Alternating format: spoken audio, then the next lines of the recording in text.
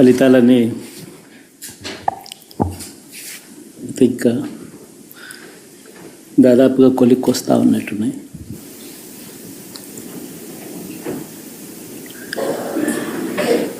చూసిన ఫలితాలు జరిగిన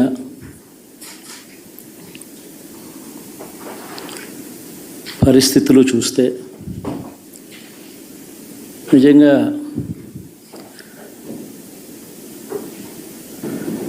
ఆశ్చర్యంగా కూడా ఉన్నాయి.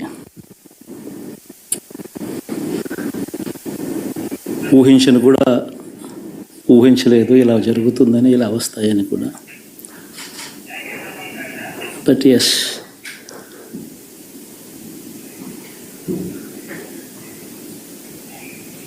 అమ్మఒడి అందుకున్న 53 లక్షల మంది తల్లులకు మంచి చేసినాం, పిల్లలు బాగుండాలి, వాళ్ళ చదువులు బాగుండాలని తాపత్రయపడుతూ అడుగులు వేసాం. మరి అక్క చెల్లెమ్మల ఓట్లు ఏమయ్యాయో తెలీదు. 66 లక్షల మంది అవ్వాతాతలకు, వితంతులకు, వికలాంగులకు గతంలో ఎప్పుడు జరగని విధంగా మంచి చేసాం. వారి కష్టాల్లో తోడుగా ఉంటూ, వారి కష్టాన్ని అర్థం చేసుకుంటూ, వారి ఇంటికే పంపించే వ్యవస్థను సైతం తీసుకొస్తూ, గతంలో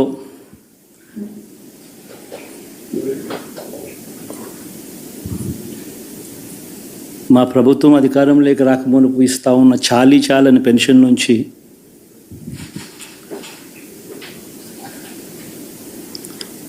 ఎంతో మంచి చేస్తూ అడుగులు వేసినా కూడా ఆ అవ్వాతాతలు చూపిన ఆప్యాయత ఏమైందో కూడా తెలియడం లేదు. దాదాపుగా 1,05,00,000 మందికి పొదుపు సంఘాల అక్క చెల్లెమ్మలకు మంచి జరిగిస్తూ, వారి కష్టాలనే మా కష్టాలుగా భావిస్తూ, ఇచ్చిన ఏ మాట తప్పకుండా అన్ని రకాలుగా వాళ్ళకు అండగా ఉంటూ, ఆసరాతో తోడుగా ఉన్నాం, సున్నా వడ్డీతో సైతం అండగా ఉన్నాం, చేయూత సైతం తోడుగా ఉంటూ నిలిచాం. మరి ఆ 1,05,00,000 మంది అక్క చెల్లెమ్మల ప్రేమాభిమానాలు ఏమయ్యాయో తెలియవు. 26 లక్షల మంది చేయూతను అందుకుంటున్న అక్క చెల్లెమ్మలు, వారి ఆప్యాయత ఏమైందో తెలీదు.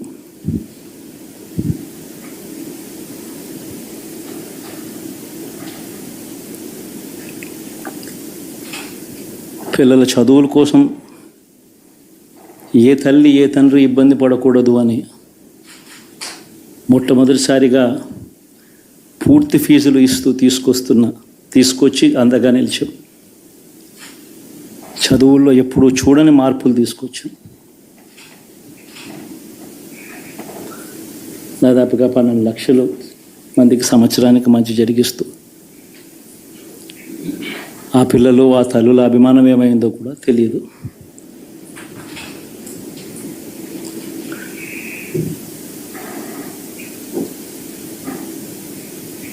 దాదాపుగా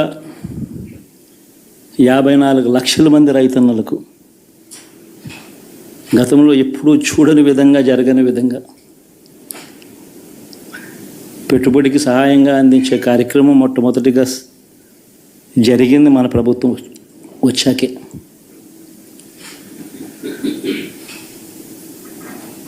మరి అంతగా రైతన్నలకు తోడుగా ఉంటూ, రైతన్నలకు రైతు భరోసా ఇవ్వడం కానీ, సమయానికే వారికి ఇన్పుట్ సబ్సిడీ ఎప్పుడు జరగని విధంగా సీజన్ ముగిసేలోగానే ఇచ్చే కార్యక్రమం కానీ, ఉచిత ఇన్సూరెన్స్ కానీ, పగటిపూట 9 గంటలు ఇచ్చే కార్యక్రమం కానీ, ఉచిత విద్యుత్ ఇచ్చే కార్యక్రమం కానీ, మరి 1/2 కోటి మంది రైతన్నల ప్రేమ ఏమైందో తెలియదు.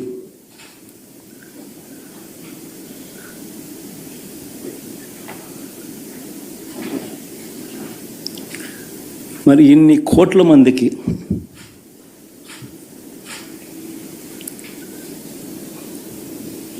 పేదవాడికి తోడుగా ఉంటూ ఆటో డ్రైవర్లు నడుపుకుంటా ఉన్నవాళ్ళు ఆటోలు తోలుకుంటూ టాక్సీలు తోలుకుంటూ ఇబ్బంది పడకూడదని వారికి అండగా ఉంటూ వాహనమిత్ర, నేతన్నలకు అండగా ఉంటూ నేతన్న నేస్తం, మత్స్యకారులకు తోడుగా ఉంటూ మత్స్యకార భరోసా, ఫుట్పాత్ మీద చిన్న చిన్న ఇడ్లీ షాపులు పెట్టుకొని నడుపుకుంటూ, చిన్న చిన్న బంకులు పెట్టుకొని నడుపుకుంటూ, చిన్న చిన్న వ్యాపారాలు చేసుకుంటా ఉన్న వీళ్లకు, నా అక్క చెల్లెమ్మలకు, నా అన్నదమ్మలకు మంచి జరగాలని ఆరాటపడుతూ వాళ్ళకు ఒక తోడు, నా రజకులకు, నా నాయి బ్రాహ్మణులకు, నా టైలర్లకు అని అండగా ఉంటూ వారికి ఒక చేదోడు. మరి ఇన్ని లక్షల మందికి ఇంత మంచి చేసి, ఇన్ని కోట్ల మందికి, లక్షలు కూడా కాదు, కోట్ల మందికి మంచి జరిగించి,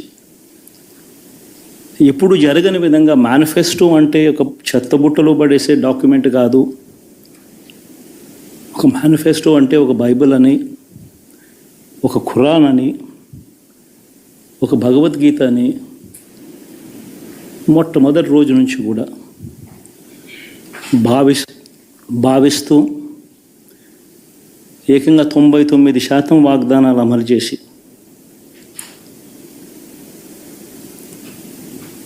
అంతే చిత్తశుద్ధితో ఆ మేనిఫెస్టోను కూడా అక్క చెల్లెమ్మల ఇంట్లోకి తీసుకొని వెళ్ళి చూపించి మీరే టిక్కు పెట్టండి అనే నిబద్ధత గల ప్రభుత్వంగా పనిచేసాం. ఇప్పుడు జరగని విధంగా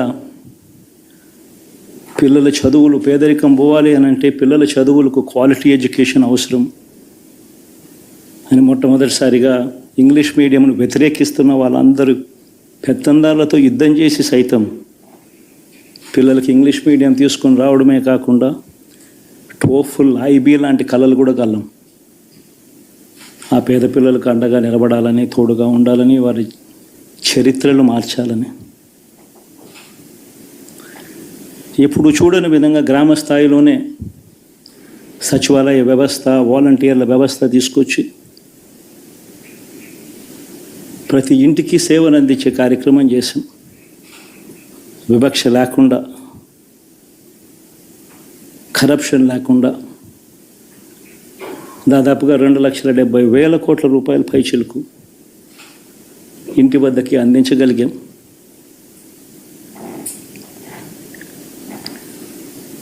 ఇప్పుడు చూడని మార్పులు తీసుకురావడమే కాకుండా ఒక చదువుల రంగం అయితేనేమి, ఒక విద్యారంగం, ఒక వ్యవసాయ రంగం అయితేనేమి, ఒక వైద్య రంగం అయితేనేమి,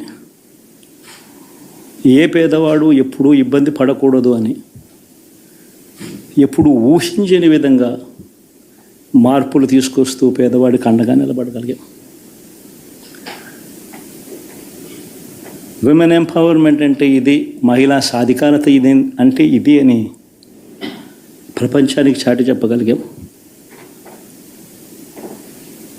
సోషల్ జస్టిస్ అంటే, సామాజిక న్యాయం అంటే ఇది అని ప్రపంచానికి చూపించగలిగాం. మరి ఇన్ని గొప్ప మార్పులు చేసిన తర్వాత, ఇన్ని కోట్ల మందికి మంచి జరిగిన తర్వాత మరి అభిమానం ఏమైందో, నా ఆప్యాయత ఏమైందో తెలీదు.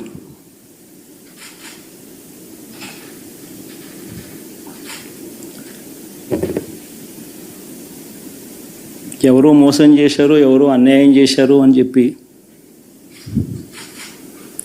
అనొచ్చు, కానీ ఆధారాలు లేవు.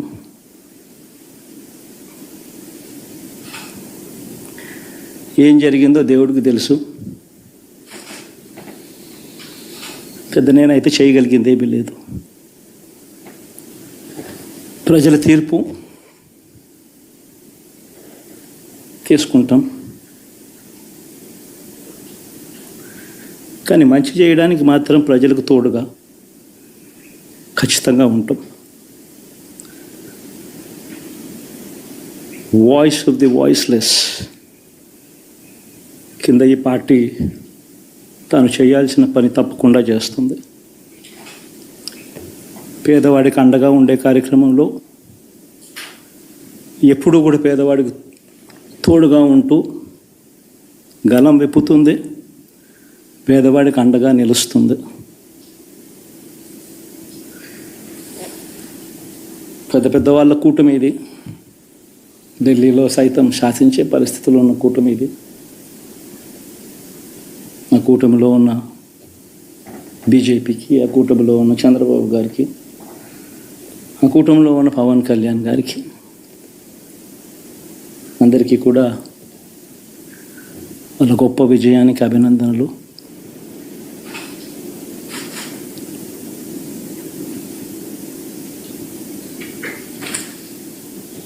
ఓడిపోయినా కూడా నా ప్రతి కష్టంలో కూడా తోడుగా అండగా నిలబడిన నా ప్రతి నాయకుడికి, ప్రతి కార్యకర్తకు, ప్రతి వాలంటీర్కు, ప్రతి ఇంట్లో నుంచి వచ్చిన ప్రతి స్టార్ క్యాంపెయినర్గా నాకు తోడుగా నిలబడిన నా అక్క చెల్లెమ్మలకు, అన్నదమ్ములకు, మీ అందరికీ మనస్ఫూర్తిగా మీ అందరికీ కూడా కృతజ్ఞతలు తెలియజేస్తా ఉన్నాను.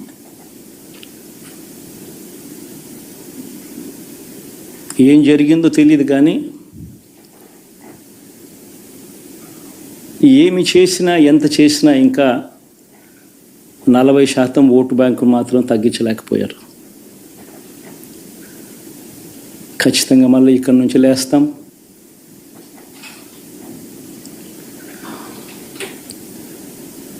మళ్ళీ ఇక్కడి నుంచి గుండె ధైర్యంతో నిలబడి మళ్ళీ లేస్తాం. ప్రతిపక్షంలో ఉండడం కొత్త కాదు, పోరాటాలు చేయడం అంతకన్నా కొత్త కాదు. నా రాజకీయ జీవితం అంతా కూడా ప్రతిపక్షంలోనే గడిపా, ఈ 5 సంవత్సరాలు తప్ప.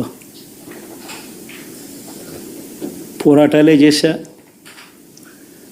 రాజకీయ జీవితంలో ఎవడు చూడని కష్టాలు కూడా అనుభవించా.